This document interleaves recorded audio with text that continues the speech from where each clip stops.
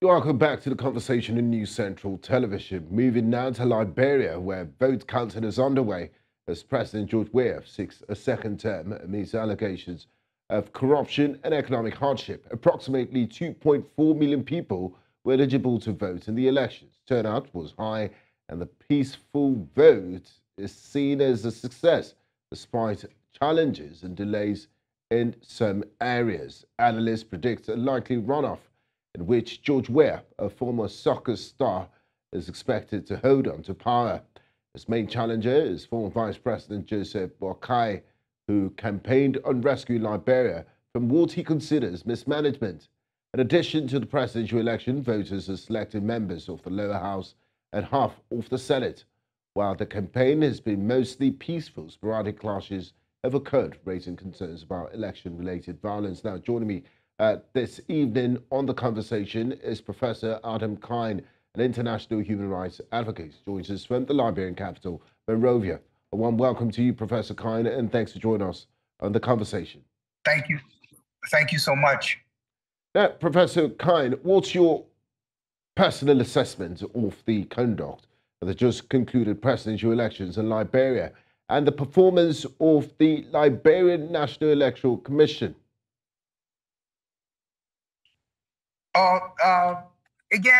Right now we are still tallying the results, and it has not been officially pronounced. So, but at the moment, what we are seeing, I think, is unprecedented.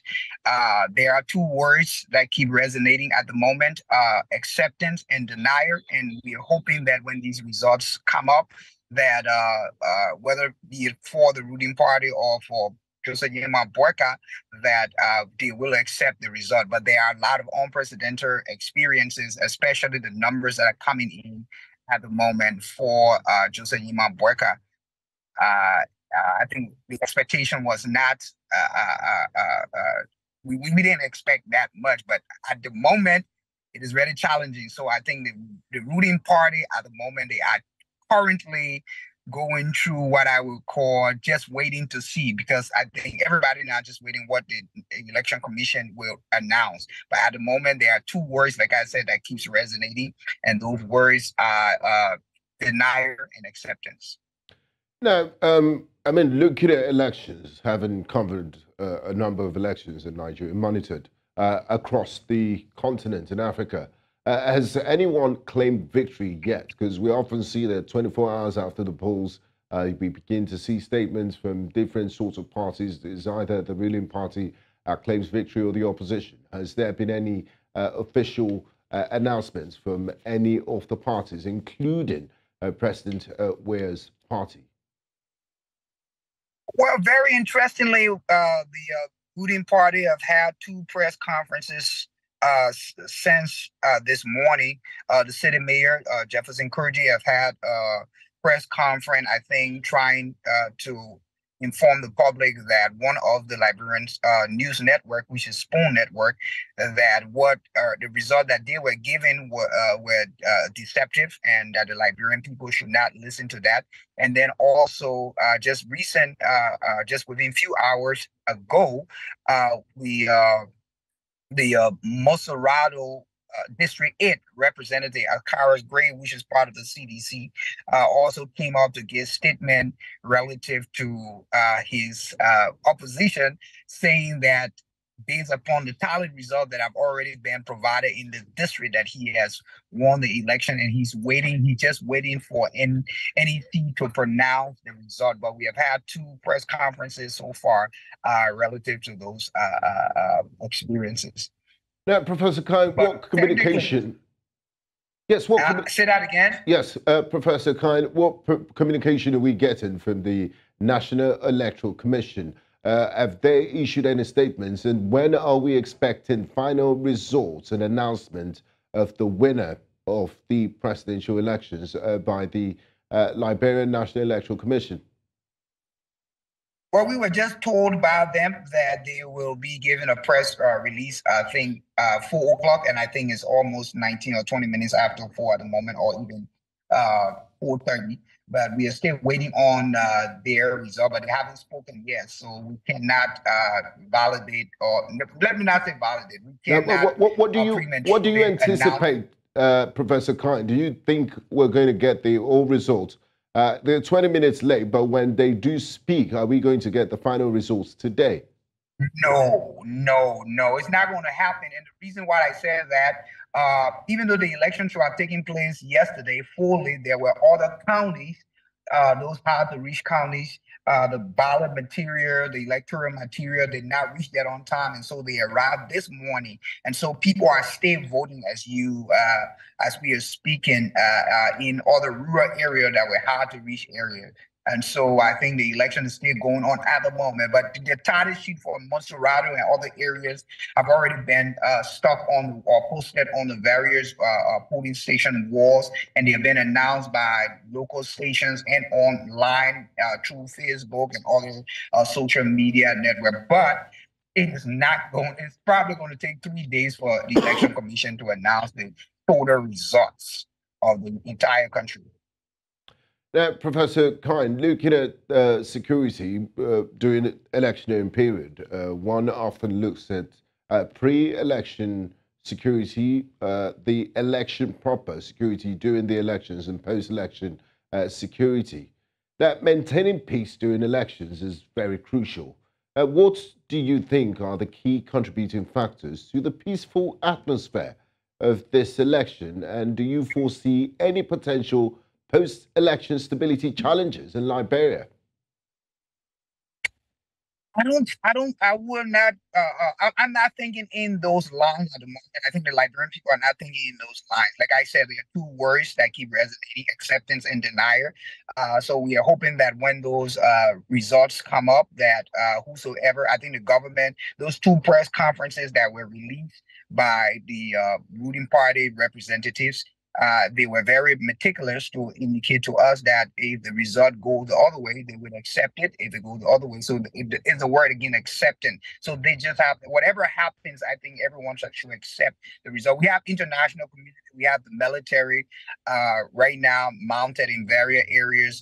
We have the Liberia National Police also mounted in various areas. So I don't think there would be any destabilization if these results come out. But I'm hoping, that's my prayer and our advocacy, that nothing happens. And the international, I think I told you on our other network that during our interview that America, the United States of America, the embassy gave a strong warning that nobody should dare do anything contrary that will hamper the peace of Liberia.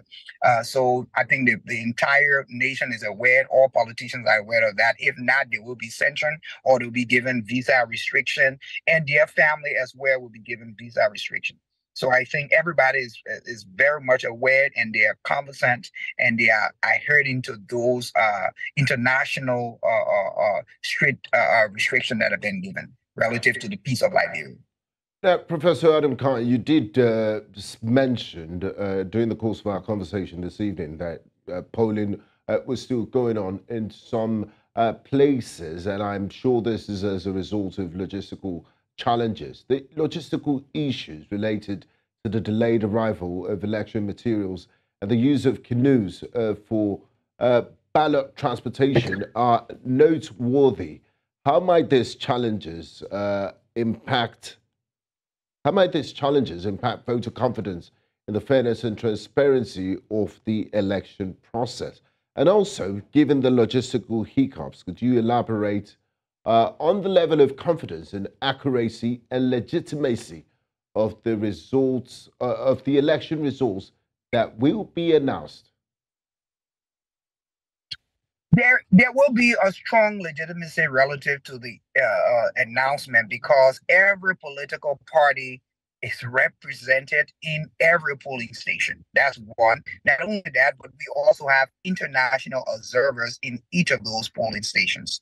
So when the tally sheets are finally established, there is a signature of all of those representatives in various of various party, and even observers There will be a signature sign and everything. Everybody accept the result before the result are posted on the various polling station. So the legitimacy of that, I think it is very substantial. What I would say is the contrary will be when these posters are posted with numbers and NEC provide different number. That's going to be the problem. So if this polling station has 65 and then NEC announces another result, that will be the problem in the country. So we are praying and hoping that what the title sheets are providing will be the very announcement that I made, because they're not, the numbers are not going to change. The numbers are the numbers, and the title sheet are already there, and everybody have it. They're sending or feeding their political camps with those numbers. And if those numbers change during pronouncement, that will be the problem in the country. And we're hoping that that does not happen, that NEC will be neutral and will pronounce the numbers that are being presented at the moment and not change. I mean, in politics, it's not everyone that will be happy. They're bound to be winners and losers. But in the case of losing an election because you think, the process wasn't flawless and there might have been one or two corrupt practices or electioneering rigging, so to speak, what are the avenues to seek redress in Liberia? Is there room for litigation and challenging the election results? They are allowed to channel their grievances to the court. I think the court system will address issues of any malpractices or grievances relative to the election results. So instead of coming in the street or taking rights into their hand, there are channel, which is the court. The court system has been set up so that these grievances can be met, and after which, if gone through the process and there is a value or practice, then of course, then that particular space or contact will be canceled, and then it will start something over. But again, like you say, it's Africa, but we have a system put in place. That is the court system. So every grievances, every malpractice, fraudulent practice should be channeled to the court system, and that's what we have here in Liberia. Now, Professor Kyne, looking at Liberia's history, the transition to a democratic government in 2017 was a historic moment for Liberia, looking at where it was coming from, its checkered past with the civil wars at Waterview. How has the political landscape evolved since then, and what are the implications of this election on Liberia's political future and trajectory? Well, I think democracy is going to prevail, and that's one. Democracy is going to prevail. There will be a peace. We are praying there will be a peaceful transition. If the ruling party does not win, then they will be able to peacefully hand over power to the opposition. And if the opposition does not win, then they will just let it go and allow the ruling party to continue. But again, like I said, there is a need for unification and there is a need to reconcile the entire country, because what we are seeing during these elections, there are a lot of divide, and whoever the president going to be will have a whole lot to do on his first 50 or 100 days, and that would be to unify. It would not be about anything much, but rather unifying the entire country, because there are a lot of animosity. There are a lot of not only animosity, but anger, everything been rooted as a result of the election. So we are hoping that that will be solved so the Liberian people can understand that we are all Liberians, and that's it. That's the number one. Before becoming a sedition or UPIS or whatever you are Liberian. So we are hoping that the democratic process will take its course and that there will be smooth transition, peace will be, and we'll go about our normal life and begin to rebuild, reconstruct whatever construction we have to do in Liberia so that we can live a peaceful life. Now, just before we begin to wrap up, Professor Kyne, it would be nice to just touch on the leading candidate in this presidential election, the incumbent President George Weah. is journeying from the slums of Monrovia to becoming an international football star is quite a unique one. How has his personal background influenced his leadership, style, and approach to governance? Or is he a different person as a politician from that soccer star that was the first African to win the world best footballer, the Ballon d'Or? We live in Liberia is a complete poverty-stricken country, and most of us growing up, we grew up in the same story or grew up in the same line of story of George Weah. So notice that most of the people love him because their story is George Weah's story, coming from the slum to become whatever he has become. But whatever shifted during his political season, is determined by individual perspective.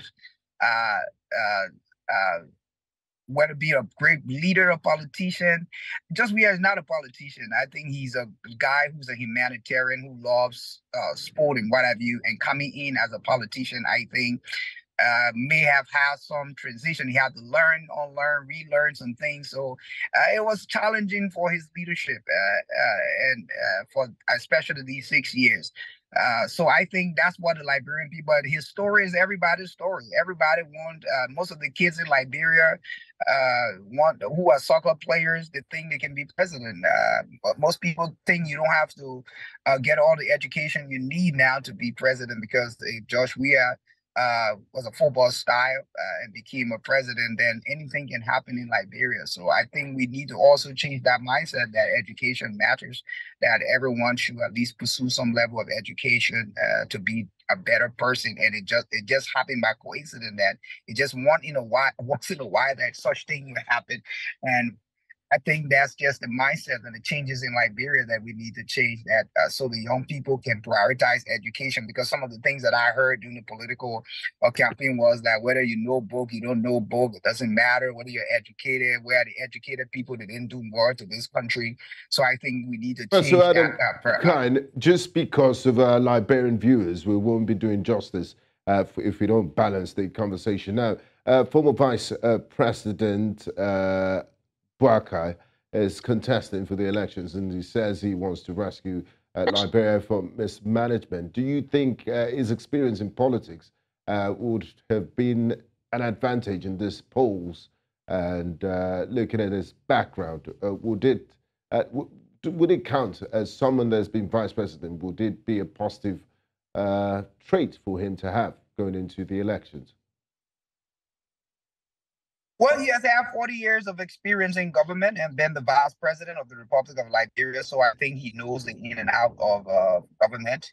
I have had privilege of personally meeting with him because he's a deacon in the Baptist church and I'm a Baptist minister at West. So I asked him several questions. I asked him, well, Deacon Boakai, what are you going to do if you were to win the election? And he was very upfront with me and told me, Adam, what I'm going to do is to make sure that I persecute whatever politician who have corrupted the country. I would do my best to put in system. I'm not here, according to him, these are his words, I am not running to stay in power for 2 terms or whatever. I'm just going, my major reason of coming is just to set a system in place that is not in place, and then also to eradicate, or not eradicate, but alleviate to set up a sort of structure which Liberians in the future can build on. We kindly await results. We anticipate the National Electoral Commission of Liberia should announce the results in the next 48 hours. Thank you so much for your time and your insights. As always, Professor Adam Kyne, international human rights advocate, who joined us live from Monrovia, Liberia. Thank you. Thank you so much.